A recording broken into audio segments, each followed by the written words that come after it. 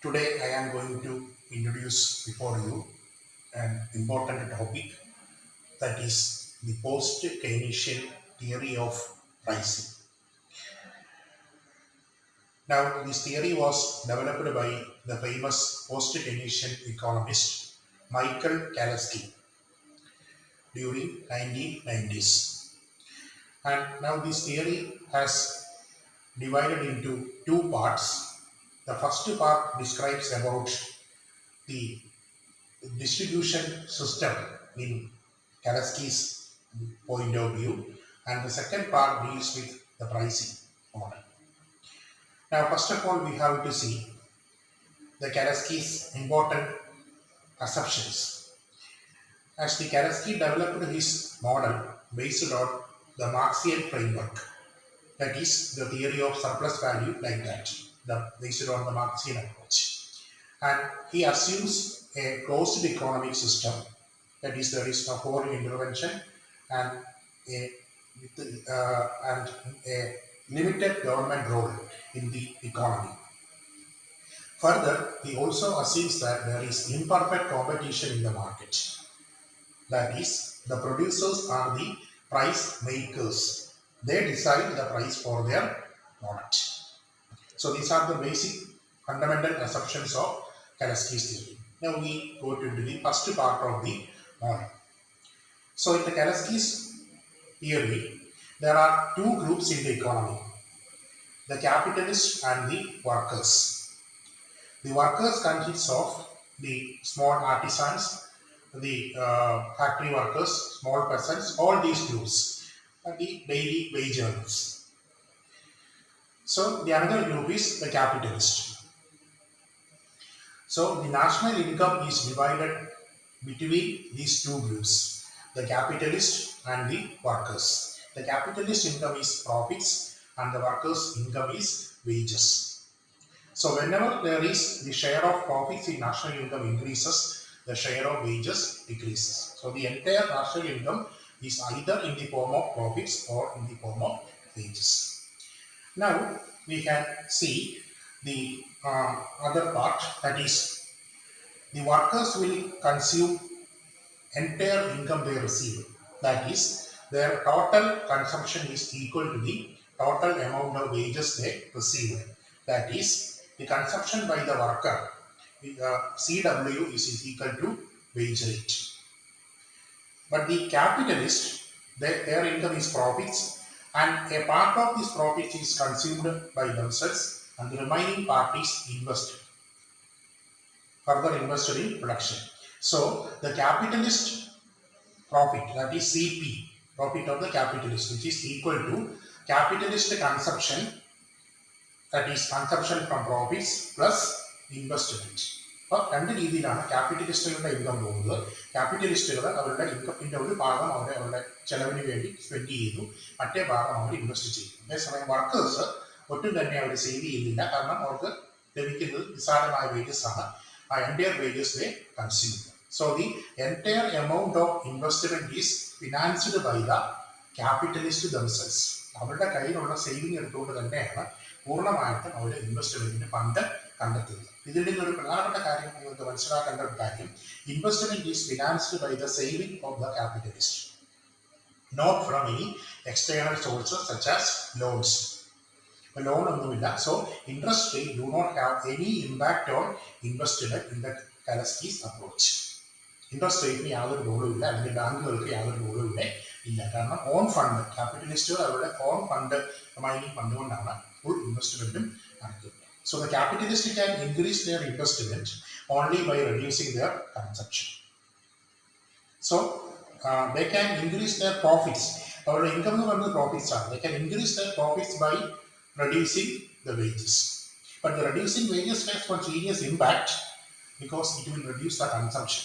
Consumption means the demand for the product of the capitalist. So, പ്രോഡക്റ്റിന്റെ ഡിമാൻഡാണ് പ്രൊഡ്യൂസേഴ്സിന്റെ profit ആയിട്ട് വരുന്നത്. അപ്പോൾ അത് ഡിമാൻഡ് കൂട്ടണമെങ്കിൽ the only way is to pay higher wages to the workers. So this is a contradiction. That is, they can increase their income either only by boosting consumption. So when the consumption increases, the demand for the product increases, then they will get more income. The profits will become increased. And either they can increase their profits by reducing the amount of wages. ഈ രണ്ട് രീതിയിൽ അവർക്ക് അവരുടെ wages കൂട്ടി കൊടുത്തുകൊണ്ട് അല്ലെങ്കിൽ wages കുറച്ച് കൊടുത്തുകൊണ്ടോ അവർക്ക് പ്രോഫിറ്റ്സ് കൂടുതൽ ഇൻക്രീസ് ചെയ്യാം. ഈ പ്രോഫിറ്റ്സിൻ്റെ ഒരു പാർട്ട് അവർ കൺസ്യൂം ചെയ്യുന്നു, മറ്റേ പാർട്ട് അവർ ഇൻവെസ്റ്റ് ചെയ്യും. ഇതാണ് കെലസ്കിയുടെ ഫസ്റ്റ് പാർട്ടിന്റെ പഠനം.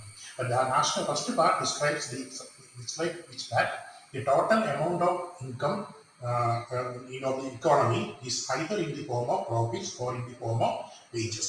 When the share of one increases, the share of other decreases in the total income. Now we go to the second part of Kalasky's model, that is the pricing theory. Now the product pricing, as I already said in the introduction part, that is the major assumption is that all producers are price makers. So they decide their price of their product. And how they determine their prices by the rule of called markup pricing. That is by adding a markup or a profit margin to the average variable cost. മൈക്രോയിൽ പഠിച്ചിട്ടുള്ള കാര്യമാണത്. Average variable cost, അതായത് ABC-യുടെ കൂടെ ഒരു profit മാർജിനും കൂടി ചേർത്തുകൊണ്ടാണ് അവരുടെ പ്രോഡക്റ്റിന്റെ price തീരുമാനിക്കുന്നത്. അതായത് ഇപ്പോൾ ആവറേജ് വേരിയബിൾ കോസ്റ്റ് ഇപ്പോൾ 10 രൂപയാണെങ്കിൽ ഒരു പ്രോഫിറ്റ് മാർജിനായ 2 രൂപ തന്നെ ചേർത്ത് 12 രൂപയാണ് പ്രോഡക്റ്റിന്റെ പ്രൈസ് ആയിട്ട് തീരുമാനിക്കുന്നത്. അപ്പോൾ ആ 2 രൂപയാണ് ഇവിടെ മാർക്കപ്പ് എന്ന് പറയുന്നത്. 10 രൂപ അവരുടെ ABC average cost variable cost ആണ്. And 2 rupees is here the markup ആണ് അവരുടെ പ്രോഫിറ്റ്.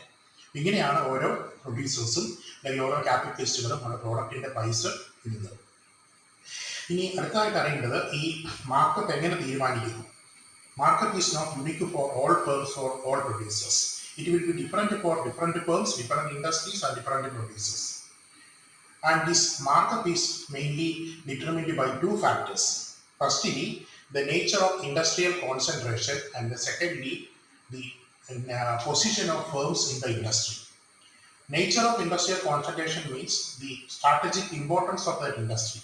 എങ്ങനെയുള്ള ഇൻഡസ്ട്രിയാണ്, വളരെ എസെൻഷ്യൽ ഗുഡ്സിൻ്റെ ആണോ അതുപോലെ മറ്റേ സാധാരണ അങ്ങനെയുള്ള അത്യാവശ്യമല്ലാത്ത ഗുഡ്സിൻ്റെ ആണോ എന്നുള്ളത്, that is the first point, that is the nature of industry. And the second is the position of firm in the industry, that is what will be the level of demand for the product, what is the market share of the firm in the industry. അങ്ങനെ ഒരു ഫേമിൻ്റെ ആ ഇൻഡസ്ട്രിയിൽ തന്നെ പല ഫേമുകൾ ഉണ്ടാവും. ചിലതിൻ്റെ പ്രോഡക്റ്റിന് തന്നെ demand കൂടുതലായിരിക്കും, ചിലതിന് കുറവായിരിക്കും. അപ്പോൾ ആ ഫേമിൻ്റെ പൊസിഷൻ, അതിൻ്റെ ഒരു പൊസിഷൻ എന്ന് പറയുന്നത്. അപ്പോൾ രണ്ട് കാര്യങ്ങളാണ് അതിനകത്ത് വരുന്നത്. ഒന്ന് ഫേമിൻ്റെ മാർക്കറ്റ് ഷെയർ, ടോട്ടൽ ഡിമാൻഡ്, അതുപോലെ തന്നെ ആ ഫേമിൻ്റെ ഡിമാൻഡ് ഫോർ ദി പ്രോഡക്റ്റ്, ആ ഫേംസിൻ്റെ പ്രൊഡക്റ്റിലുള്ള ജനങ്ങളുടെ പ്രിഫറൻസസ്, ഇത് രണ്ടും അനുസരിച്ചിട്ടാണ് മാർക്കപ്പ് തീരുമാനിക്കുന്നത്. അപ്പോൾ മാർക്കപ്പിൻ്റെ ബേസിക് ഫോർമുല എന്ന് പറയുന്നത് P is equal to MU plus, ഞാൻ നിങ്ങൾക്ക് തന്ന നോട്ട്സിൽ അത് നോക്കിക്കഴിഞ്ഞാൽ നിങ്ങൾക്ക് അറിയാൻ പറ്റും.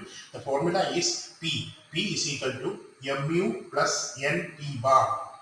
NP bar എന്നാണ് അത് പറയുന്നത്. അതിലെ U എന്ന് പറയുന്നത് ആവറേജ് വേരിയബിൾ കോസ്റ്റ് ആണ്. ഇനി നമ്മുടെ P bar, അപ്പുറത്ത് കണ്ട P bar എന്ന് പറയുന്നത് the average price in the industry. M എന്ന് പറയുന്നത് നമ്മളിപ്പോൾ പറഞ്ഞ ഇൻഡസ്ട്രിയൽ കോൺസെൻട്രേഷനും N എന്ന് പറയുന്നത് ഫേംസ് പൊസിഷൻ ഇൻ ദ ഇൻഡസ്ട്രിയാണ്. ഒരിക്കൽ കൂടി പറയാം. P is equal to MU plus NP bar. You put down the notes, and where the U is the average variable cost and P bar is the average price in the industry. M is the industrial concentration and N is the firm's position in the industry. അതായത് സാധാരണഗതിയിൽ ഒരു പ്രോഡക്റ്റിന്റെ price എന്ന് പറയുന്നത് 10 രൂപയാണ് ഒരു ഇൻഡസ്ട്രിയുടെ average price. അതാണ് നമ്മളുടെ P bar എന്ന് പറയുന്നത്. ആ 10 രൂപയുടെ ഒരു വേരിയേഷൻസ് ആയിട്ടാണ്. അപ്പോൾ അത് ഒന്നുമില്ലെങ്കിൽ ഈ ഫേംസിന്റെ ഇൻഡസ്ട്രിയുടെ പൊസിഷൻ അനുസരിച്ചിട്ട് അവർക്ക് ഈ 10 രൂപയുടെ വേരിയൻസ്, അതായത് ഇഷ്ടമുള്ള മാർക്കറ്റ് അതിൽ നിന്ന് കൂട്ടുകയോ ഇടിക്കുകയോ ചെയ്യാം. അപ്പോൾ കൂടുതൽ നല്ല മാർക്കറ്റ് ഷെയറും ഒക്കെ ഉള്ള ഫേമിന് ഹൈ മാർക്കറ്റ് ഫിക്സ് ചെയ്യും. ആവറേജ് പ്രൈസ് ഇൻഡസ്ട്രിയിൽ 10 രൂപയാണെങ്കിലും വേണമെങ്കിൽ the firm can fix the product may be 15 or 16 amount. പക്ഷെ 10 രൂപയുടെ പ്രോഡക്റ്റ് 100 രൂപ ഇടാൻ പറ്റില്ല. They can charge a market fixed level of market up to their depending upon their relative share or their consumer preferences in the market. അപ്പോൾ അതാണ് നമ്മൾ P bar എന്ന് പറഞ്ഞാൽ നമ്മളിവിടെ പറഞ്ഞ ആവറേജ് പ്രൈസ് ആണ്. ആവറേജ് പ്രൈസ് തന്നെ എല്ലാ ഫേംസും ചാർജ് ചെയ്യണമെന്നില്ല, അല്ലെങ്കിൽ എല്ലാ പ്രൊഡ്യൂസേഴ്സും ചാർജ് ചെയ്യണമെന്നില്ല. അവരുടെ ഓരോരുത്തരുടെയും ഈ പറഞ്ഞ കാര്യം റിലേറ്റീവ് മാർക്കറ്റ് ഷെയർ അനുസരിച്ചിട്ട് അവർക്ക് ഡിഫറൻറ്റ് മാർക്കപ്പ് അവർക്ക് ചാർജ് ചെയ്യാൻ സാധിക്കും. ചിലര് 11 രൂപയായിരിക്കും, ചിലര് 12 ആയിരിക്കും, ചിലര് 15 ആയിരിക്കും. അപ്പോൾ അങ്ങനെ ഇതിനനുസരിച്ചിട്ടാണ് ഫേംസിൻ്റെ പ്രൈസുകൾ മാറി മാറി പോകുമ്പോൾ നിങ്ങൾക്കറിയാം ഒരേ ടൈപ്പിലുള്ള ഒരേ സെയിം സാധനം തന്നെയാണെങ്കിലും പല കമ്പനികളുടെ ആണെങ്കിലും പല വിലയാണ്. കാരണം അവർക്ക് അവരുടെ പ്രോഡക്റ്റിനുള്ള ജനപ്രീതിയും അവരുടെ ആ ക്വാളിറ്റിയിലുള്ള ജനങ്ങളുടെ വിശ്വാസം അനുസരിച്ചിട്ട് same product can be charged by different prices by different firms. Microeconomics കണ്ട പ്രൈസ് ഡിഫറൻസ് ഡിസ്ക്രിമിനേഷൻ പോലെ തന്നെയാണ്, അല്ലെങ്കിൽ മൊണോപ്പൊളി പ്രൈസിങ് പോലെ തന്നെയാണ് ഇവിടെയും വരുന്നത്. ഇതനുസരിച്ചിട്ടാണ് ഫേംസ് അവരുടെ ഈ മാർക്കപ്പ് ചാർജ് ചെയ്യുന്നത്. ഇനി കൺക്ലൂഡിംഗ് ആയിട്ട് രണ്ട് കാര്യങ്ങൾ നിങ്ങൾ മനസ്സിലാക്കുക. മാർക്കപ്പ് എന്ന് പറഞ്ഞതിനെ ഡിറ്റർമിൻ ചെയ്യുന്ന ഘടകങ്ങൾ നമ്മൾ പറഞ്ഞു, ഇൻഡസ്ട്രിയൽ കോൺസെൻട്രേഷനും അതുപോലെ that is the main thing we should determine market. ഇനി അത് കൂടാതെ തന്നെ മാർക്കറ്റിനെ ഡിറ്റർമിൻ ചെയ്യുന്ന രണ്ട് പ്രധാനപ്പെട്ട ഘടകങ്ങൾ കൂടിയുണ്ട്. ഒന്നാമതായിട്ട് നമ്മൾ മാർക്കറ്റിനെ ഡിറ്റർമിൻ ചെയ്യുന്നത് the level of economic conditions. If there is boom in the economy, all the firms will have higher profits. Then the firms will add a small markup. ചെറിയൊരു മാർക്കപ്പ് മാത്രമേ ഫിക്സ് ചെയ്യുള്ളൂ in the period of boom, high level of economic activity. കാരണം അല്ലാണ്ട് തന്നെ markup കൂടാണ്ട് തന്നെ sales ഒക്കെ profit ഉണ്ട് ബൂം പീരീഡിൽ. അപ്പോൾ വലിയ പ്രൈസ് ഒന്നും കൂട്ടേണ്ട കാര്യമില്ല, ചെറിയ മാർക്കപ്പ് ഇട്ടാൽ മതി. But at the same time during recession the firms will fix a higher markup. അല്ലെങ്കിൽ പ്രോഫിറ്റ് കിട്ടില്ല, ചിലപ്പോൾ നഷ്ടം വരെ സംഭവിക്കാം. അതുകൊണ്ട് ഡിപ്രഷൻ ടൈമിൽ അവർ കൂടുതൽ ഉയർന്ന മാർക്കപ്പ് ഫിക്സ് ചെയ്യും. ഇനി രണ്ടാമതായിട്ട് മാർക്കപ്പിനെ ഡിറ്റർമിൻ ചെയ്യുന്ന മറ്റൊരു വളരെ പ്രധാനപ്പെട്ട ഘടകമാണ് ഒരു ഫേംസിൻ്റെ elasticity of demand for the product. നിങ്ങൾ മൈക്രോ എക്കണോമിക്സിൽ പഠിച്ചിട്ടുള്ള കാര്യമാണ്, അതിനെപ്പറ്റി ഞാൻ കൂടുതൽ പറയുന്നില്ല. ഹയർ ഒരു പ്രോഡക്റ്റിൻ്റെ ഡിമാൻഡ് ഹൈ ഇലാസ്റ്റിക് ആണെങ്കിൽ അതിന് ലോവർ മാർക്കപ്പും, ലോ ഇലാസ്റ്റിസിറ്റി ലെസ് ഇലാസ്റ്റിക് ആണെങ്കിൽ അതിന് ഹൈ മാർക്കപ്പുമാണ് സാധാരണഗതിയിൽ ഫിക്സ് ചെയ്യുന്നത്. റിമെമ്പർ ദാറ്റ് ദിസ് മാർക്കപ്പിൽ ഏറ്റവും നിങ്ങൾ അറിയേണ്ടത് ഈ മാർക്കപ്പിൻ്റെ ഓരോ ഫീൽഡും ഓരോ ഫേമിലുള്ളതാണ്. അതുകൊണ്ട് തന്നെ different markups, there is no unique pricing policy by the firms in Kalski's model. Different firms will adopt different pricing policies depending upon the above mentioned factors. So this is about Kalski's pricing model, and I have already sent the notes. Then we conclude. Thank you.